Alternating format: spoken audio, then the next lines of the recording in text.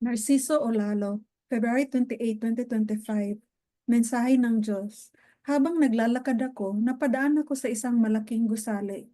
Napatingala ako sa isang malaking simbahan pala.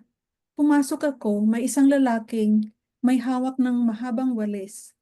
Walis tingting. Tila naglilinis siya. Pagtingala ko sa taas, nakita ko sa buong paligid na ang daming mga gagamba at nagkalat ang mga sapot nito. Tumingin ako sa lalaki dahil sasabihin ko sana sa kanya na naglilinis siya. Pero bakit ang daming sapot? Paglingin ko, si Jesus Christ pala ang naglilinis. Ang sabi ko, ikaw pala yan, best friend. Sa akin na nga yung walis mo, ako ang maglilinis sa mga gagamba na yan. Inabot niya ang walis. Pagtingin ko sa isang sulok, laking gulat ko na may tatlong gagamba na super laki nito. Akala mo'y isang bola ng basketball ang katawan, pero mahina siya. Lumalakad siya sa sapot, halos makabitaw na. Sabi ni Jesus, sungkitin mo para makabitaw na siya. Pagsungkit ko sa walis, sa hina niya, diretsong hulog, dali-daling lumapit si Jesus. Damputin sana niya ang sabi ko, wag mong damputin, kakagatin ka niyan. Naisip ko, kumuha ng malaking dustpan at kahoy para ihulog sa putik at buhusan ng mainit na tubig. Sabay sabi ni Jesus Christ, kung ano yung iniisip mo, yun din ang naisip ko. Yun ang dapat sa kanya. Siya ang dahilan kung bakit ang tao napapahamak. Nag-isip ako, oo nga ang Santo Papa ang nasusunod at sinusunod ng mga kaparian, kaya naglubog sa kasalanan ang mga tao. Sabay nagising ako. Umaga na pala ang mensahe ng Diyos. Ang paliwanag ko nito sa darating na linggo, March 2, 2025. Ayun, malinaw yun, no? Semi-self-explanatory yan, ano? Yung simbahan na sinasabi ko na walang ginawa na mabuti ang simbahan. Ah, ang simbahan ay isang uri ng trap. Yun yung ano diyan, yung sapot. Once na na-trap na kayo, hindi na kayo makaalis-alis tulad ng nangyari sa mga tao na kahit anong paliwanag natin, kahit anong mensahe ng Diyos na back-up, patunay na may Diyos ang nag-uutos at may Diyos sa kasama ko sa ginagawa ko at galing sa kanya ang mga mensahe, ang back-up ay nandiyan lahat, pinapakita ng Diyos para mapatunayan ng tao na ako ay nagsasabi ng katotohanan at nagparating sa tunay na mensahe ng Diyos tungo sa kaligtasan. Pero hindi magagawa ng tao. Hindi makaalis-alis ang tao doon sa paniniwalang natutunan ng galing sa mga pari at pastor ninyo. Iyon yung sinasabi ko na hinalin tulad ng Diyos ang turo ng, 'di ba, yung gagamba, gagawa sila ng trap. Ngayon, yung trap na yan, yun yung turo na bale ng mga pare at pastor ninyo kung ano yung tinuturo sa inyo. Ngayon, 'di ba 'pag na-trap kayo, na-trap ang isang insekto, kakainin nila. So, yun yung mga ano, ang tao 'pag na-trap na, nandoon na, hindi na makaalis. So, anong gagawin? Kakainin kayo. So, yun yung mga kinikita ninyo, mayroon na silang bahagi para mabuhay sila. O, 'di ba? Ito yung nagtulad din sila sa gagamba na malaki sila kasi busog na busog sila, sa kinita nila doon sa trap na turo doon sa mga tao.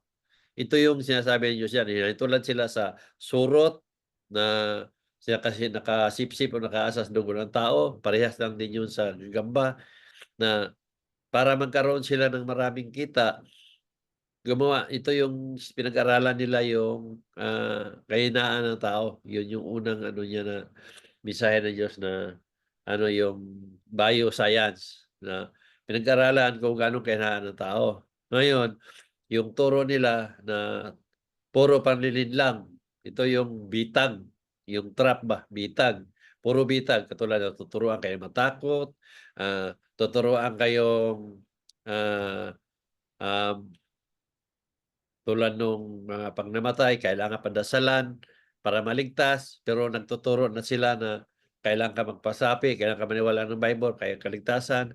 So kung ano mo yung bahay ng gagamba, yung sapot, 'di ba maraming kunik-kunik, nagkunik-kunik siya.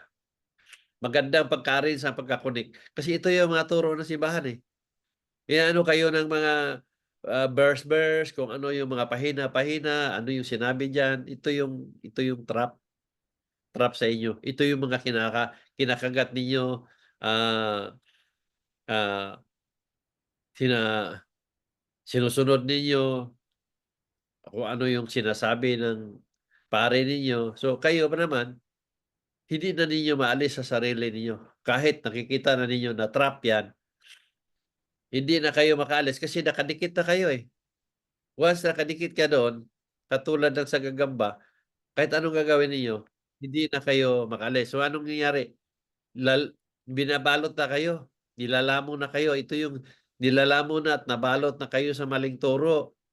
Ito na yun na sinasabi ng Diyos diyan na gawa ninyo. So, ito yung mga tatlong mga malalaking gagamba na busog. Ito yung mga Santo Papa ninyo na merong susunod na Santo Papa, 'pag nawala may susunod pa na Santo Papa. Ito yun nagpatuloy ang ano, natutunan niyo, nagpapatuloy yung pangloloko, natutuloy yung panlilinlang, ito yun na ano, kaya busog na busog sila sa inyo, sa kayo mga taong naniwala. Kasi nagpatuloy kayo magbigay, patuloy kayong bumili, nagpatuloy kayong pahintulutan ang Diyos ninyo na pagkakitaan nila. Kaya lalo silang lumaki ng lumaki o nakaimbak ng maraming pera na galing sa inyo.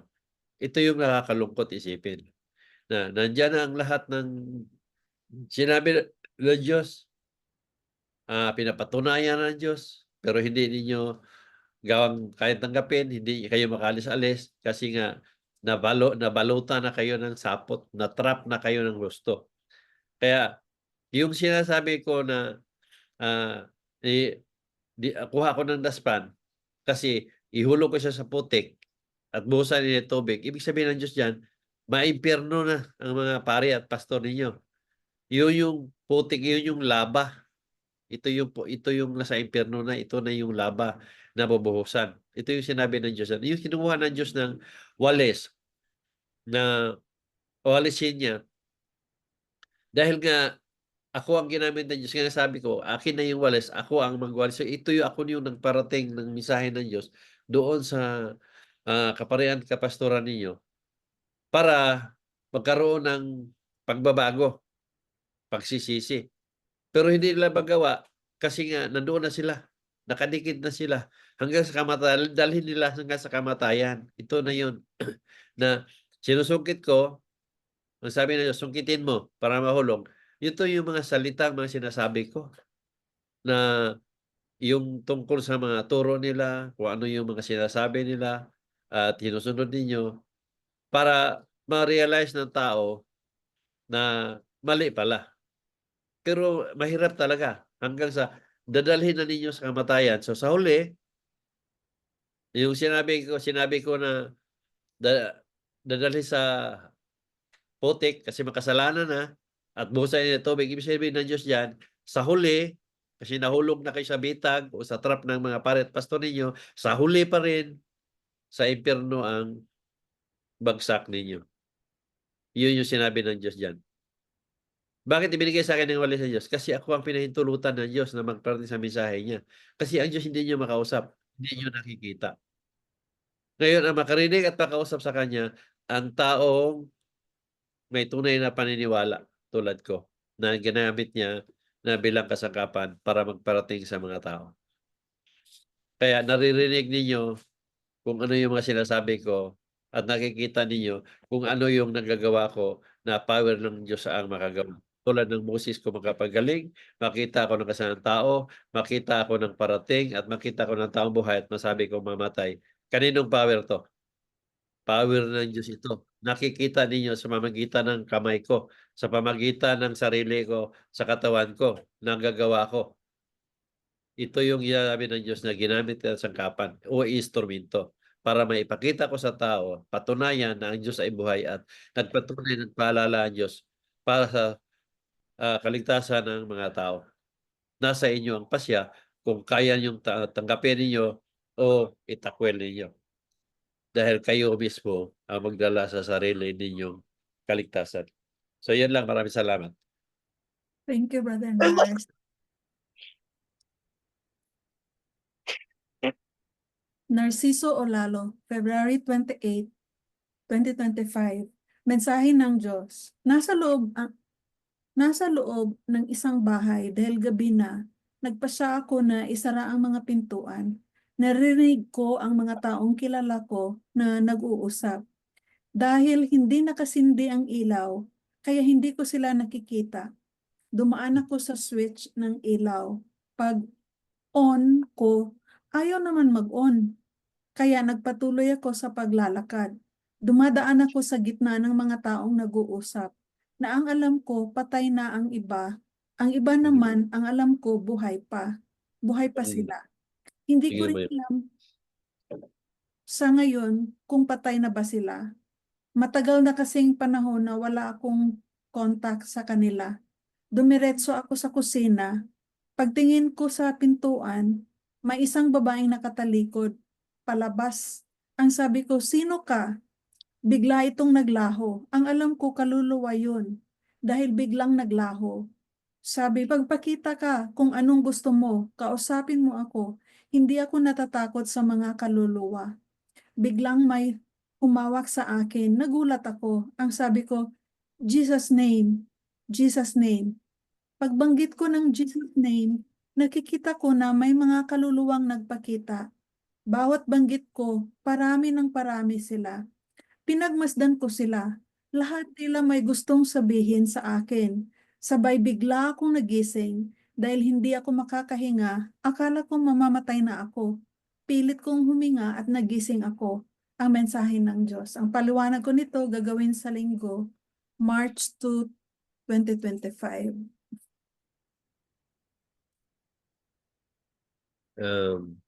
Yung tinanggal mo. Oh. Sige.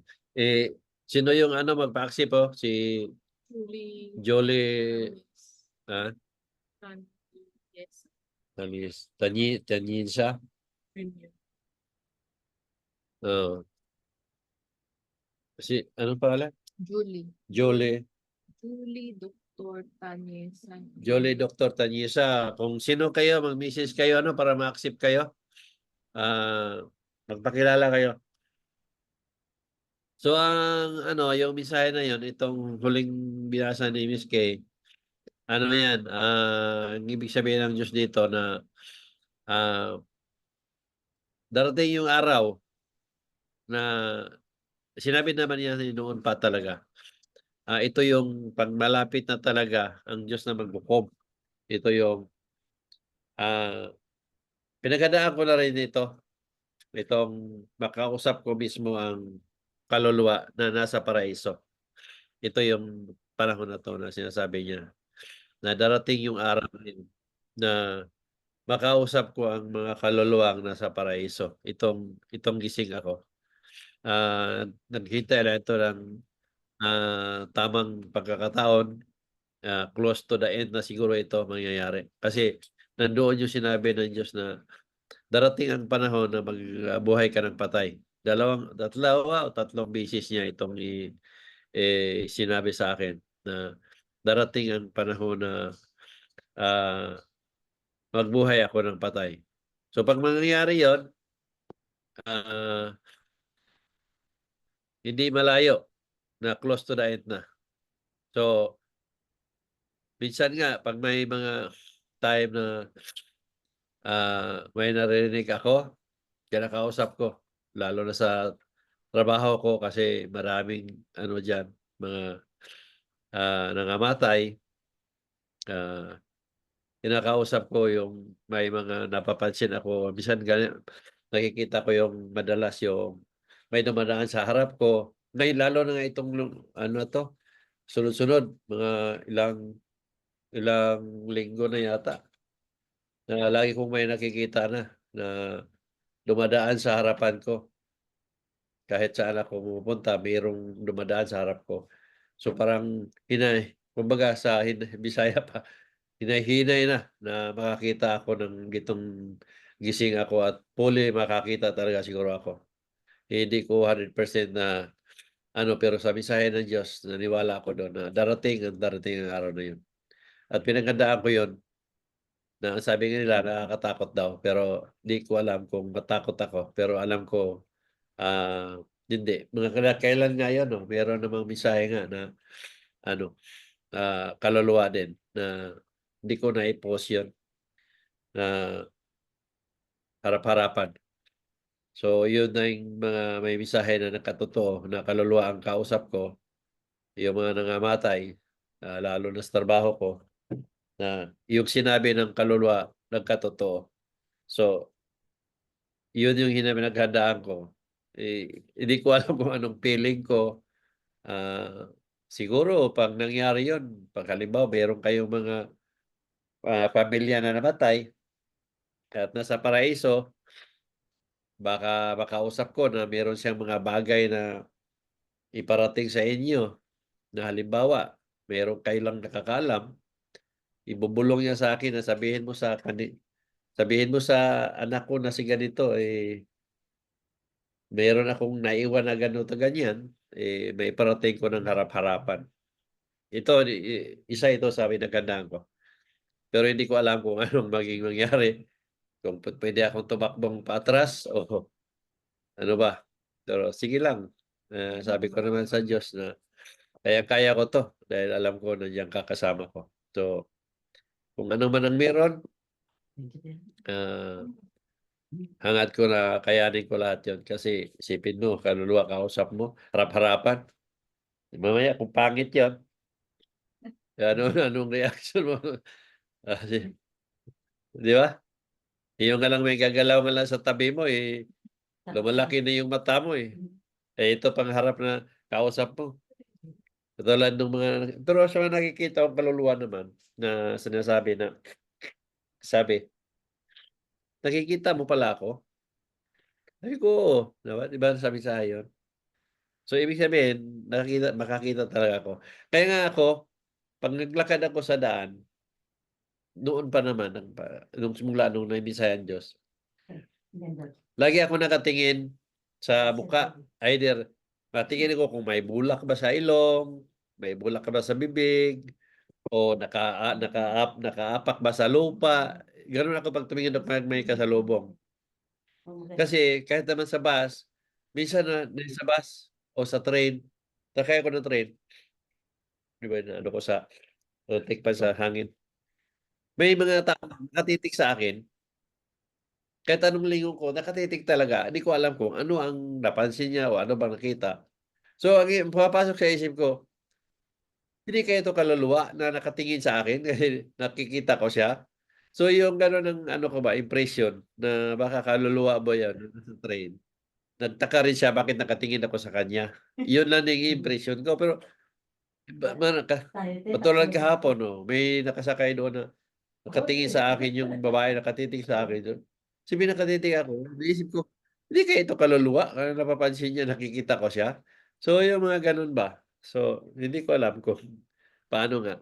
Pero sige lang, dahil nga sa mensahe ng Diyos, kaya ganun ang naisip ko palagi. So, asahan ko yan. Alam ko darating at darating talaga yung oras na yun. Hindi ko lang alam kung kailan, pero darating yun. Dahil marami na mensahe ng Diyos yan na sinasabi sa akin na darating ang panahon na makakausap ko ang isang patay. Yun lang, Miss Kay. Maraming salamat. Thank you, Brother Nars. Narciso Olalo, February 27, 2025. Mensahe ng Diyos. Naglalakad ako sa isang lugar sa Pilipinas. Medyo madilim dahil gabi na. Napansin ko na napakaraming lamok na nasa paligid. Akala mo harina na sinasaboy, may malalaki at maliliit. Naasiwa ako sa dami ng lamok, kaya dumampot ako ng isang bagay at pinaghahampas ko sila. May nakita akong isang bahay, kaya pumasok ako. Pagpasok ko sa loob, nakita ko si Mama na natulog sa kwarto, na bukas ang bintana. Pagtingin ko sa mama ko, ang daming lamok na kumakagat sa kanya. Pinapatay ko ang lamok na busog sila. Naisip ko, bakit kaya hindi naramdaman ng mama ko na ang daming lamok na kumakagat at hindi na rin niya naramdaman na pinaghahampas ko ang lamok sa katawan niya. Naisip ko, baka dahil matagal nang patay ang mama ko. Ang mensahe ng Diyos. Pag-usapan natin ito sa darating na linggo sa gagawin kong Zoom meeting March 2, 2025, same time. Ano yan, mensahe ng Diyos yan na yun yung pag close to the end na. Ayun yung isa sa meron sa panahon na yon, itong dengue na maraming mga lamok na nagdala ng sakit at maraming mga matay. Yun yung mensahe dyan. Tulad nung sabi nga natin na pag maraming mga ibon na maglabasan, ay sign na yan na ang Diyos malapit na. Pero ito, lamok ito na naidalang sakit na either dengue o ano at maraming mga matay. Kasi nandiyan nga si Mama, patay ang pinakita. So, yun yung sinabi ng Diyos dyan, na darating ang araw na yun. So, kaya laging handa. Dahil yung kasabi nga ng Diyos, nag-umpisa na siya. Pero yung close to the end na, yung marami na tayong makikita na naiiba na hindi tulad ng dati. Yun lang, Miss Kay. Maraming salamat. Thank you, Brother Nars.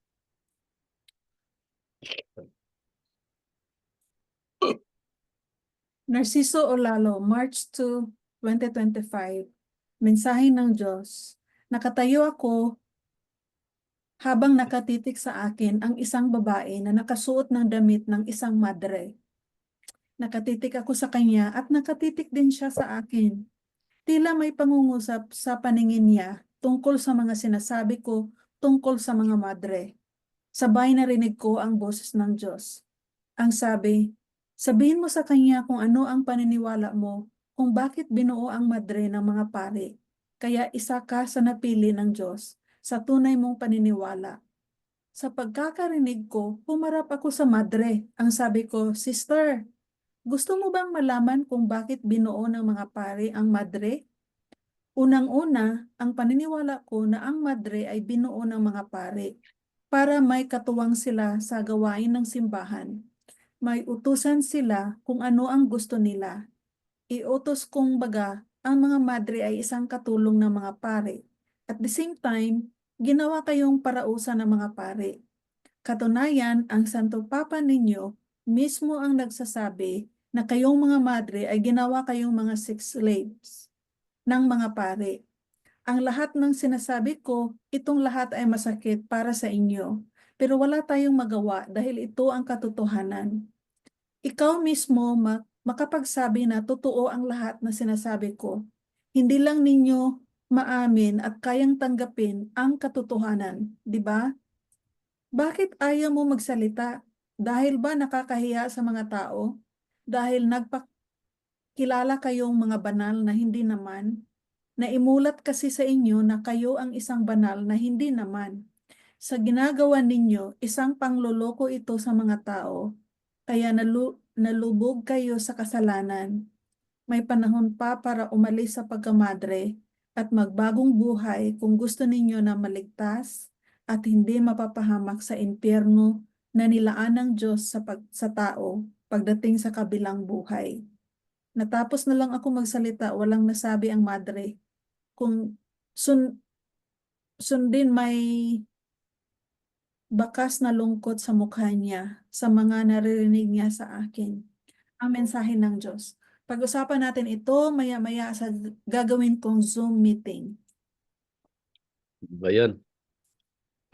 Noon pa naman, lagi kong sinasabi sa inyo na isa yan sa paniniwala ko na ang Madre ay kung isipin nga ninyo, huwag natin sabihin na coincident, na nagkaroon ng Madre para may utusan ang mga pare. Huwag natin sabihin yan na nagkataon. Bakit na may Madre, may pare? Kasi nga, naisip ng mga pare yan na kung nasa simbahan na sila, sino ang mga siwa? Di ba? Sinong utusan nila? Sila mismo? Ang gusto ng mga pare yan, pasarap sa buhay. Sinong utusan nila? Ngayon, nandoon yan sa sinabi ng Diyos na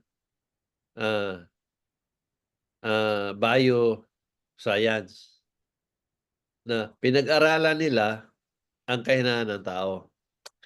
Ngayon, naisip nila magbuo sila ng grupo na kababaihan.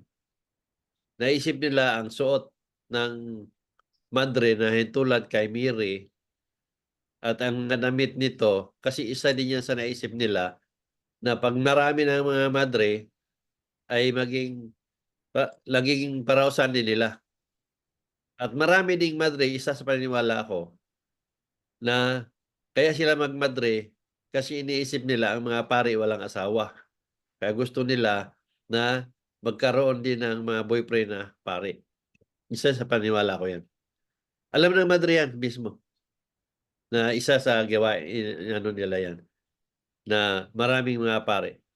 Ang mga pare din, maraming pare na mga bakla. Bakit?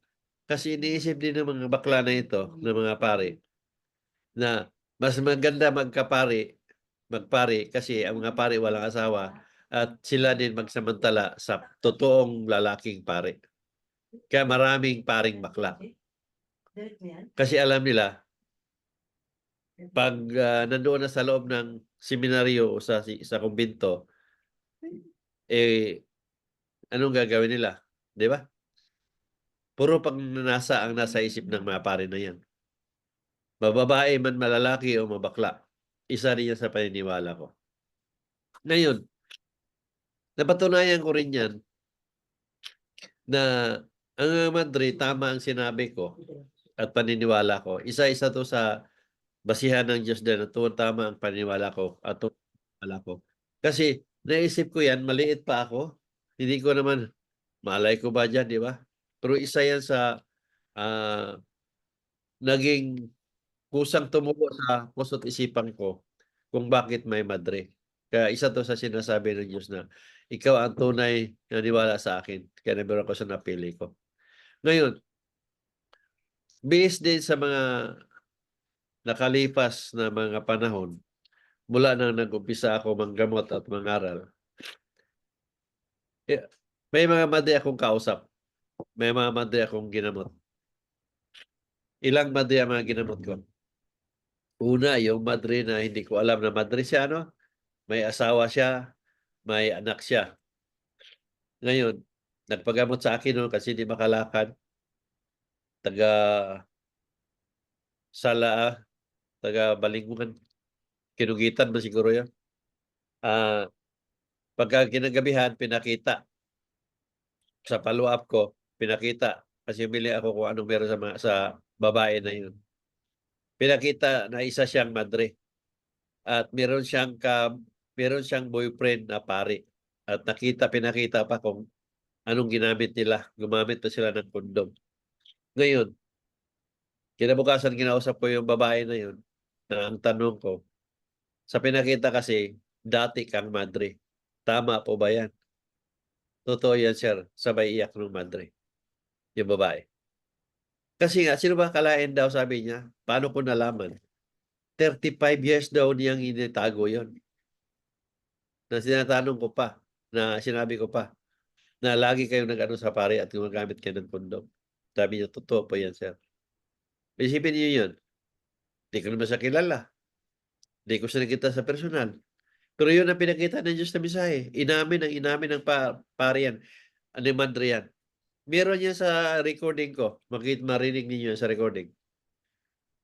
So ngayon, bukod doon, sumakay ako ng bus galing Balingwan, papuntang Cagayan de Oro. Nasa gitna ako ng hallway ng gitna ng bus kasi punuan. Yung katabi ko sa bandang kaliwa, 2 babae. Hindi nakadamit ng madriya. Pero ang pinag-usapan nila, puro pare. Bakit puro pare? Bakit ko nasabing madre sila? Kasi ang pinag-usapan nila, si father at si sister. Ang sinasabi. Alam mo ba si father? Alam ba si sister? Duda ako na sila talaga. O si ganyan. Sabi nung isa, oo nga. At yun naman si father, ganito ganyan. So, ibig sabihin, yung gawain nila, kalakalan nila sa loob ng kumbento, sa simbahan, alam nila mismo. Narinig ko mismo sa 2 tainga ko, nag-uusap sila. Pinag-usapan nila si father at saka si sister. Di mga pare, mga madre sila, pareho silang madre. O ngayon, bukod doon, yung ginamot ko ng madre taga Cebu, mismo harap-harapan sa video call, na bamadig din kalakad, dinatay. Harap-harapan mismo. Sinabi ko na kayo mga madre, binuo kayo ng mga pare para maging parausan kayo. Ano sinabi ng madre? Totoo po yan, sir. Totoo po yan, brother. Yung katunay, yung madre na yan, inibitahan ko sa krusada yon. Doon sila nung Pilipi, sa Ginabsan. Tumawag ang madre the day before na hindi sila maka-attend kasi may meeting daw sila. So isipin niyo yon. Di ba? Kasi kung hindi totoo yon, mismo ang madre magsasabi nun. Na hindi mo na totoo yan, si brother. Pero ang sabi niya, totoo po yan. So, ibig sabihin, hindi ba nangyari sa kanya mismo, pero alam niya sa loob ng kumbinto na sila mga madre, maraming mga paring ginagamit ng sila. Ito yung katotohanan nito. Ngayon, back-upan ang sinasabi ng Santo Papa nila o ninyo na sinasabi ng Santo Papa ay ang mga madre ginawang sex slave. Di mas lalong matibay ang paniniwala ko. Nasa tao nga lang, nakabobo, tanga at inutil mag-isip. Nakikita na ninyo sa mga balita, panoorin niyo sa YouTube, yung mga case ng mga pare. Marami diyan mga madre ginawang parausan, ginagawang sex slave, ni-rape. Yung mga madre na ayaw siguro sa pare, baka pangit yung pare na yun, na pinirasa siya, kaya nagsumbong siya. Pero mga gwapong pare siguro yon ay tahimik. So, ganun ang nangyayari sa loob ng simbahan ninyo. Tapos naniwala kayo, ito mga pare at madre ninyo, mga banal. Kayo mismo mga madre, na marinig ninyo to. Bakit hindi kayo magsalita? Na totoo yung sinabi ng Solalo, talabas ako pagka madre. Di ba? Pero anong ginawa nyo? Hindi kayo lumabas. Kasi nagkahabol kayo doon sa mga ari ng mga pare ninyo. Kaya akala ninyo malinis o mga banal. Anong banal? Iisa lang ang banal sa buhay ng tao. Walang iba kundi si Jesus Christ. Naniwala kayo ng banal, hindi nyo alam kung anong banal.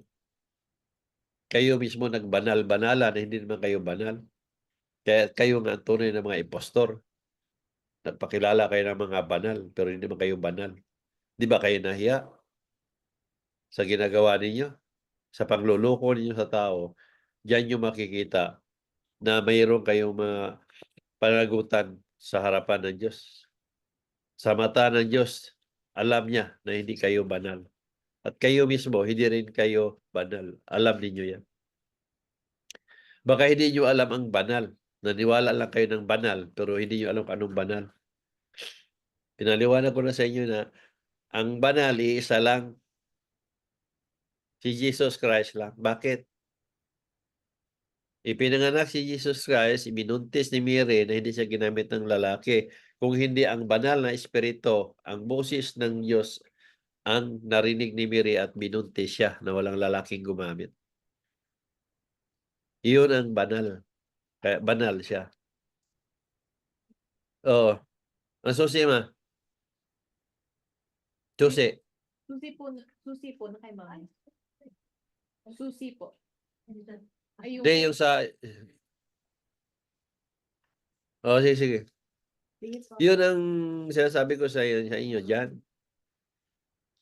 Yun ang banal, si Jesus Christ lang at walang ibang kahit sinong banal.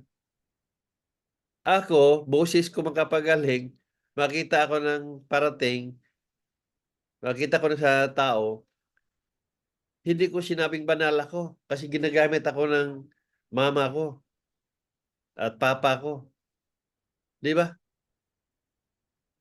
Power of mind. Kaya nagawa ko to sa power of mind dahil sa banal na espiritu. Ito yung hindi ako banal. Pero dahil sa power ng Diyos na kumikilos, na ang banal na espiritu ay nasa akin, pero hindi sa panahong gising ako. Sa panahon na tulog ako. Dahil lalabas ang espiritu ko, utos ng power ng Diyos na para makausap ko siya, para malaman ko kung anong gusto niya o anong mangyari o ano man. Kung ano man gusto niyang iparating, doon ako nakakabasa. Dahil ang sinabi nga ng Diyos, ang power of mind mo na yan, powerful yan, lalo na naging espiritu ka. Ibig sabihin, tuwing na naginip ako para sa inyo, ang espiritu ko doon lumalabas. Pero hindi na panaginip yun. Mensahe na ng Diyos yun. Utos ng Diyos na lumabas ka. Magsama tayo. Ito yung kwento ng ginamot mo. Ito yung darating bukas o ito yung anong meron. Doon ako nagbabasa. Ito yung gamit ng power of mind. Doon na magagamit ang power of mind pag naging espiritu ako. Kasi nandoon na yung banal na espiritu na kausap ko. Kasama ang power of mind ay pinagkaloob niya. Ito yung nangyari. Pero hindi ako nagpakilalang banal kasi hindi naman talaga ako banal. Hindi rin ako nagpakilalang Diyos o ano man kasi tao ko tulad ninyo. Pero kung titingnan ninyo ang sinabi ng Diyos, nabibigyan kita ng power of mind, meron talaga akong power of mind. Sinabi niyang powerful at malinaw din na powerful. At lalo na pag naging espiritu ako. Kasi nga sa panahong espiritu ako, nakita ako ng kasalanan ng tao, buhay man at patay. Makita ako ng parating at higit sa kalahat, makita ko ng parating. Pero itong boses ko makapagaling, gagaling lang man talaga isang tao ayon sa paniniwala ng isang tao. Dahil yun ang papagalingin ng Diyos. Dahil ako nang gagamot lang at siya ang nagpapagaling. Kaya kung ano yung sinasabi ko na gagawin ninyo, sundin lang ninyo. Kasi nandoon ang sinasabi ng Diyos. Boses pa lang marinig ninyo, gagaling kayo. Kasi susundin ninyo kung ano yung sinasabi ko. Na sinasabi ng Diyos, ikaw ang masusunod. O di ba? Kung ano yung sinasabi ko, sundin lang ninyo. Dahil yun ang magpagaling sa inyo. Pag sinabi ko, magbasa kayo, manood ng mga video, mag-take ng 2 to 3 months, gawin lang ninyo. Pag pumasok na yung paniwala, balik kayo. O gano'n lang kadali. Pag sinabi ko, binom kayo ng kalamansi, ganito, ganyan, gawin lang ninyo. Maraming patunay dyan. Nagtambak. Dito nyo makikita na tunay at totoo may kausap ako. Kasi ang mga pinapagawa ng Diyos sa akin at pinagawa ko sa tao, nangyayari at nangyayari at nangyayari lang. Kaya ito yung backup ng Diyos para paniwalaan ako ng mga tao. Yun nga lang, mahirap kayo maniwala kasi nabalutan na kayo sa sapot na trap ng mga pare at pastor ninyo. Hindi na kayo makaalis-alis. Kaya masama na kayo doon sa putik at buhusan ng mainit na tubig. Ibig sabihin, masama na kayo sa impyerno. Kaya habang may panahon pa, gawin ninyo ang nararapat. Pag tunay kayong naniwala, 3 lang ang kailangan ng Diyos sa tao. Pagbabago, pagsisisi, at lubos na paniniwala. Yan lang at maraming salamat sa inyo lahat. Maraming salamat, Miss Kim. Thank you, Brother Nars. Yun na lahat ang mensahe, Brother Nars. Yun lang. Oo. Diyos, wala pang isang oras. Sabi pa ang oras, oh. Wala, ganun talaga. Sabi ko na sa Madre, wala Matulog ka tayong... muna, Brother Nars. Ha? Matulog ka muna. Hintay kami. Nako. Baka naman mamaya may mensahe. Sorry, God.